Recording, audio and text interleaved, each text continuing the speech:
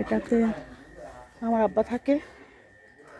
আব্বা গরু ছাগল পালে, তো আব্বা আম্মা ছাড়া বাড়িতে কেউ থাকে না। তো এটাতে এই যে গরুর ঘর,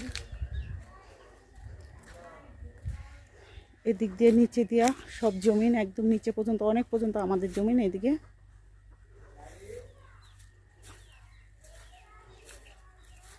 এই যে আমাদের বাড়ি এভাবে পড়ে আছে, থাকার মতো মানুষ নাই, এই জন্য বাড়িটা একটু নোংরা। আব্বা আম্মা তার পরিষ্কার রাখতে পারে না।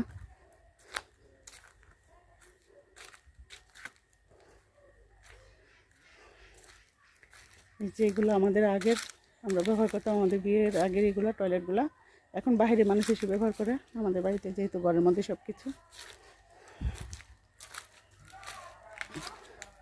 এই যে কেউ থাকার মতো নাই, এইভাবে পড়ে আছে।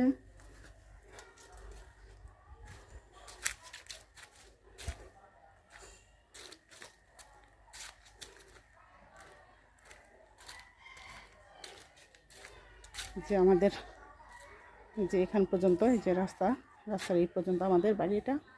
এখানে আমাদের একটা ঘর ছিল বড় অনেক, এটা আমার দাদা দাদি থাকতো। এটা আমাদের মানে একদম পুরানা ঘর, বড় টিনের ঘর ছিল।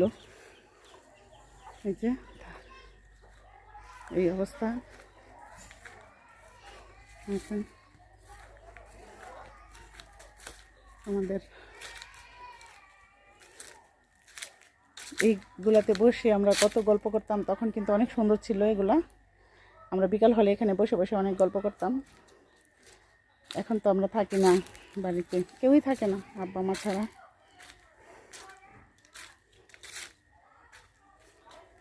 এই যে বাড়িতে বেশি মানুষ আসলে তারপরে একটু ভরা ভরা হয়, যখন সবাই আসে বাড়িতে।